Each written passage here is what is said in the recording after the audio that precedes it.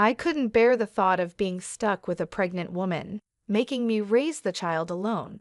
His eyes showed disgust, but a big smile spread across his face, knowing this day would come.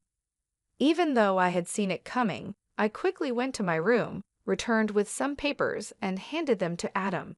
His face twisted in shock. "What the hell? What's this all of a sudden?" he yelled. "Well, it was your idea. Now, sign it quickly. I'll submit it tomorrow," I said firmly. His face turned red with anger as my words hit him hard. "Watch closely," I declared. "I'll make you regret how you've treated and looked down on me all this time.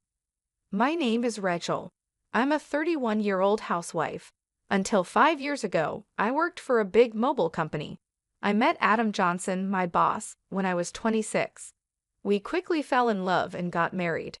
Adam, who was 5 years older than me, was very reliable, especially when teaching me the job as a newcomer who didn't know much. I was very grateful for Adam's clear instructions. We became friends and often went out to dinner. When he asked me out, I was thrilled, especially since I had never dated anyone before. It's embarrassing to admit, but as a cartoon enthusiast, I was always more interested in 2D characters than real men. However, seeing my high school and college classmates getting married, I started to feel the pressure. When I fell in love with Adam, I secretly promised myself that he would be my first and last love. So when we started dating and got married a year later, I was overjoyed. I was extremely happy. Adam was good-looking and popular among our female coworkers. I was proud to be his wife, and many congratulated us, saying things like, "Congratulations," or "I'm jealous, but I wish you happiness." I was filled with joy and couldn't imagine what was coming next. "You're quitting your job," Adam said. "You're married to me now, so you quit your job, right?" He informed me the day after we registered our marriage. Adam surprised me with this news. "I've always wanted my wife to focus only on the house," Adam said. "Don't worry, I can support both of us with my income," he added. But this was so sudden, and he had never mentioned it before. I was shocked. Adam had never talked about me quitting my job before our marriage. I had taken my current job because my father recommended it, and leaving without notice didn't feel right. I wanted to explain this, but the look in Adam's eyes warned me not to argue, so I stayed quiet. "I should have told you, but it's done. Starting tomorrow, you don't need to go to work. I'll handle the transition," Adam declared. The news about starting tomorrow was so abrupt it made me feel dizzy, but Adam's words were firm. Since he had been my boss, I felt I couldn't oppose him. Even though I had to leave my job without saying a proper goodbye, I was determined to make our marriage work. Adam had entrusted me with taking care of the house, and I wanted to meet his expectations. I worked hard at household chores, preparing meals, and focusing on Adam's favorites. Although Adam ate without saying anything about the taste, I longed for a word of appreciation. After quitting my job, I felt like no one recognized me anymore. One day, Adam asked, "Is my jacket clean? I have an important meeting tomorrow." "Yes, of course," I replied, seeing his domineering side with old-fashioned views. I reminded myself how lucky I was to have married him and tried to meet his expectations. With no personal income, I had to rely on Adam for everything. Our relationship often felt more like that of an employer and housemaid than a husband and wife. Our married life was generally smooth until one day when I fell ill and couldn't get out of bed. I felt very tired and weak, thinking I would catch up on housework the next day. Adam entered the bedroom and angrily asked, "What are you doing? Get up and make some food," as he kicked the blanket off me. "I'm sorry, I'm feeling unwell.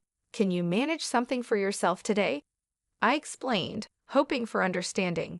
Instead of nodding or comforting me, Adam frowned and said, "You don't work, yet you're lying down just because you feel a bit sick. Pathetic? Get up," and kicked me again. The day Adam came home after midnight was the day I chose to share some news. However, when he entered, the smell of alcohol made me feel nauseous. His face was flushed and he staggered as he walked. It was surprising how much he had drunk, especially without notifying me, even though I had prepared dinner. I stood in disbelief.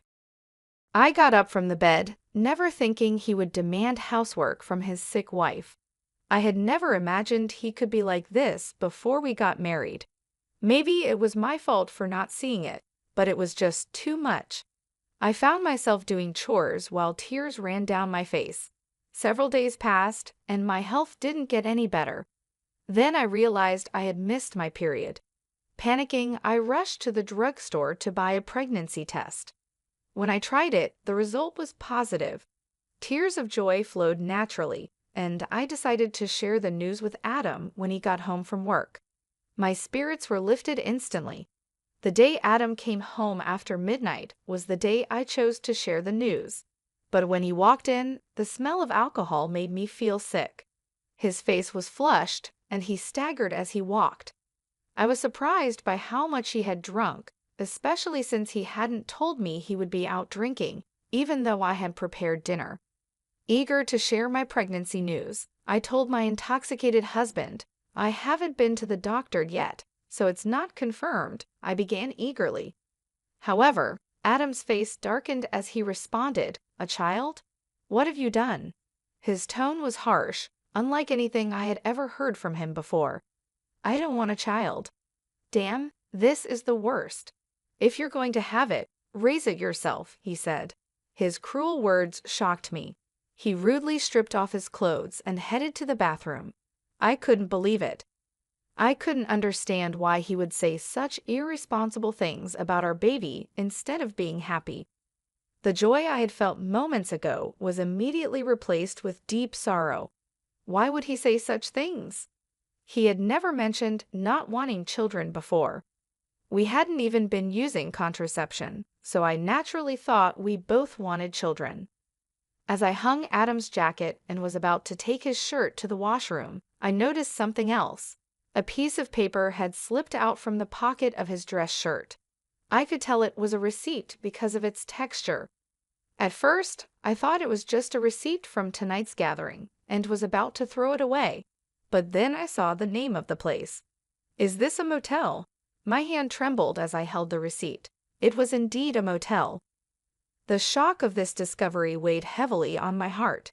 Why doesn't Adam love me? Isn't marriage supposed to be between two people who love each other? We've only been married for just over a year. How could this be? I have been lost in imaginary romances for years, never really experiencing a true relationship. I couldn't accept this harsh reality right away, but the idea of Adam cheating started to make sense, and everything began to fall into place. Had Adam been using me from the start of our marriage? Was he truly in love with the person he was cheating with while I was just a convenient housekeeper? These doubts swirled in my mind. Was that why he reacted so harshly when he found out I was pregnant?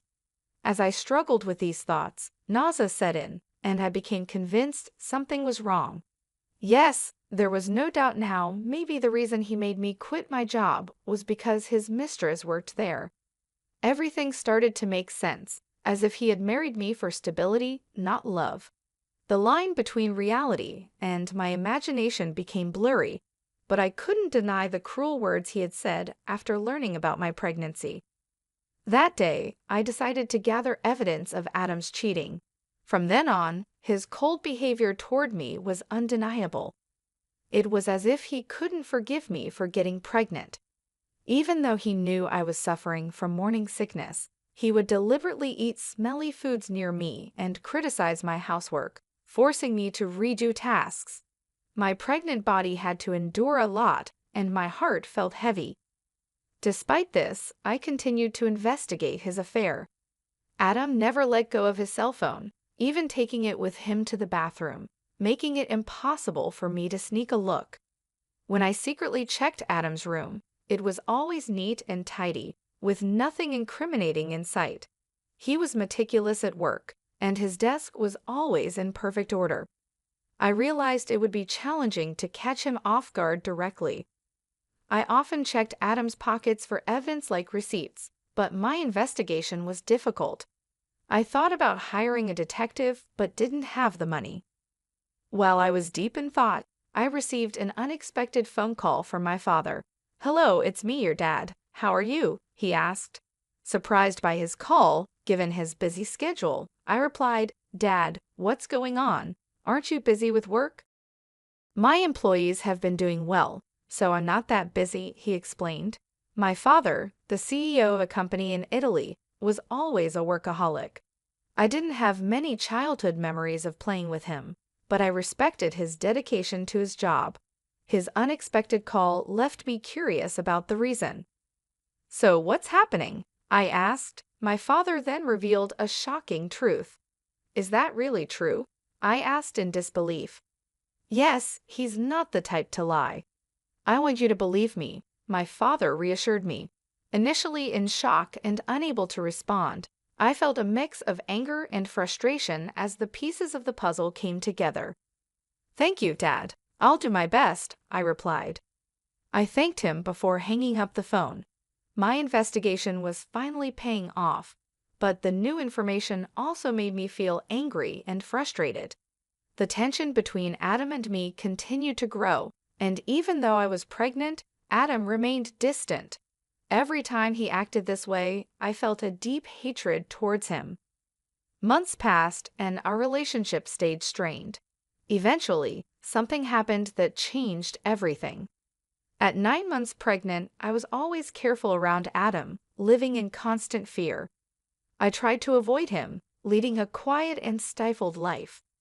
One day, I cooked dinner as usual. When Adam came home, we sat at the dining table. As I quietly ate, Adam suddenly slammed his fork down. "What is this? It's tasteless," he exclaimed, throwing the food I had prepared onto the floor. I was shocked by his outburst and tried to understand what had just happened.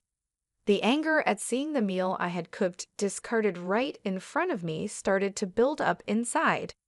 "I've noticed you've been complaining about the taste of the meals recently," I said. Adam criticized my cooking, saying it was bland. Since becoming pregnant, I had been using less seasoning to make healthier meals. This was only temporary until the baby was born. If he found the food plain, he could have added some salt himself. Why did he have to throw it on the floor? I was about to argue when Adam sneered and said hurtful words. "I don't want a woman with a belly like a monster." "You'll have to raise the kid by yourself," he said, looking at my swollen belly with a nasty smile.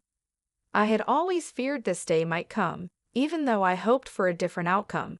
Quickly, I went to my room, grabbed a document, and returned to Adam. "Fine, here are the divorce papers," I said, pushing the papers in front of him. Adam's face twisted in shock. "What the hell? What's this all of a sudden?" he stammered. "Well, it was your idea. Now sign it quickly." "I'll submit it tomorrow," I responded. The truth was, I had been thinking about divorce ever since I began suspecting Adam of cheating. However, with a child on the way, I wasn't sure if I could support myself. But now I had a different plan in mind. My determination seemed to provoke Adam. His face turned red with anger. "Just watch. I'll make you regret every moment you lived down on me and tried to control me. Do you think you can survive without me? You have a baby to care for, and you'll regret this," he threatened. But my resolve was firm. I wasn't going to back down. "I'll be fine. Don't worry about me," I assured Adam. Maybe irritated by my confidence, he snatched the divorce papers and started filling in the blanks. "Here you go. If this is what you wanted, it's yours," he said. "Thank you," I responded. Adam probably didn't believe I would actually submit the divorce papers, as he handed them over without any fuss. The next day, I submitted the divorce papers and left the house. I knew he would be surprised when he came home from work and found out. After that, I moved to my parents' home, mostly because my father had returned to the Australia from Italy and suggested that I stay with them. It was the right decision at the time. I was tired of my life with Adam and deeply thankful to my father. On the day I left our home, Adam called me 5 times, but I ignored all his calls. Eventually, he stopped calling, which made it clear that I didn't mean much to him. He was probably happy with his mistress and might even remarry soon. I decided to move on from Adam. 7 months passed, and I had my baby, who was born safely. I was now living happily with my parents and my baby. While I was enjoying this peaceful life with my family, Adam called again. I ignored his calls at first, but after several persistent attempts, I finally answered. "Hello, what do you want now?" I asked, wary of his tone. "Hey, what's going on? Why were you on that show? And since when were you the daughter of a CEO with millions of dollars? I never knew that." Adam's voice was full of surprise and anger. It turned out that Adam had seen a TV show that aired after I returned to my family home. I had been featured on the show because of my father's role as the CEO of a well-known global tech company. The show highlighted the lavish lifestyle of the CEO's family, and during the interview, they mentioned our family's wealth, estimating it at around $40 million. I never expected Adam to see that show, but the power of television is incredible. Oh, by the way, I didn't tell you that I have an asset of $50 million due to an early inheritance. That's why I was able to divorce you, I said. Yes, my father had informed me about the inheritance, which gave me the confidence to live comfortably even after divorcing you. Upon hearing this, Adam's reaction was immediate, and he was furious. What? That's not fair. Why didn't you tell me about this before? Half of it is mine, right? Give me the money now, he demanded. I calmly replied, just as I thought, after seeing the show, all you could think about was getting money from me. Gifts from parents aren't included in property division. Are you forgetting your own mistakes? Adam seemed confused and asked, "What are you talking about?" I continued, "I'm tired of your anger, Adam. You called me, so you should know you can't blame me for what you did. You cheated, didn't you? With your new wife, who's a junior from your company. You started dating her even before our marriage." Adam was clearly shocked by the information I had from my father. I finally had the upper hand. "Did you think I wouldn't find out? My father has many contacts in your company, and one of them told me about your affair. I've never mentioned it, but I will be demanding child support." Still in denial, Adam protested, "Stop joking. Why should I pay child support? It's all because of you, right? You got pregnant on your own and slacked off with household chores. It's all your fault." Hearing Adam blame me without apologizing for his own mistakes was unbelievable. I couldn't believe I was ever married to someone so lacking in common sense. I knew then that leaving him was the right decision. Adam continued, "I'm broke. My wife spent all the money I earned, and now I'm in debt," he pleaded. Hearing his pathetic excuse, my anger turned into sheer disbelief. I never wanted to deal with such an unreasonable person again. With that thought, I firmly gripped my phone and said, "What are you talking about? Do you even realize how ridiculous you sound? I never want to deal with you again. I'll have my lawyer handle the child support. Don't ever call me again, and you will not see the child anymore. Goodbye." "Hey, wait," he called out, but I quickly hung up the phone. Afterward, I blocked Adam's number and took a deep breath. It's over now, right? No more calls from Adam, I thought. I no longer wanted him disrupting my peaceful life. Just then, I heard my baby crying from the other room and rushed to soothe the baby. In the end, Adam started paying child support every month. According to a former colleague, the woman he remarried was quite a spendthrift, and he had to cover his living expenses with debt. It seemed that because of these circumstances, Adam had tried to get a share of my inheritance by calling me. However, Adam didn't get a single penny from me. Now, his expenses were more than his income, and he was struggling. Whether it was because he felt his life was falling apart, or he couldn't stand being looked down upon by his colleagues, things only got worse for him. He made the mistake of starting his job search only after leaving his current company, which forced him into a life of poverty. Hearing this from a colleague didn't affect me at all. I thought he deserved every bit of the hardship. The harsh words and cold behavior he showed me will never fade from my memory. I sincerely hope he gets what he deserves. Meanwhile, I'm enjoying being a parent with the help of my parents. My baby is growing up healthy and happy. I feel supported and loved in my family's home, and I no longer have to worry about money. My father, who is a successful CEO, mentioned that he wants to pass the company on to me. This news was both surprising and motivating. I realized that I needed to prepare myself for the responsibilities that come with running a company. My father has always been a hardworking man, and I want to make him proud, so I started learning more about the business, taking on small tasks to understand how things work. I knew it wouldn't be easy, but I was determined to succeed. Living with my parents has given me a chance to rebuild my life. I feel more confident and ready to face the future. My father's belief in me has inspired me to aim high.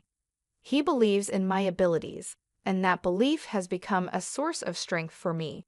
Every day, I work on balancing my role as a mother with my preparations to take over the company. It's challenging, but I find joy in every moment. My baby's laughter and my parents' support keep me going. I am grateful for this second chance at life, away from the toxic relationship with Adam. I often reflect on my past with Adam. His betrayal and cruelty hurt deeply, but they also taught me valuable lessons about strength and self-worth. I have grown from that experience and come out stronger. Now I am focused on building a bright future for myself and my child.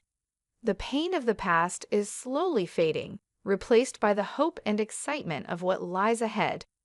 I am determined to create a happy and stable life for my child, and with my family by my side, I know I can achieve anything I set my mind to. Looking back, I see that leaving Adam was the best decision I ever made. It allowed me to find myself again and to discover my true potential. I am no longer the scared, uncertain person I once was. I am a strong, capable woman, ready to take on the world. I hope Adam understands the consequences of his actions.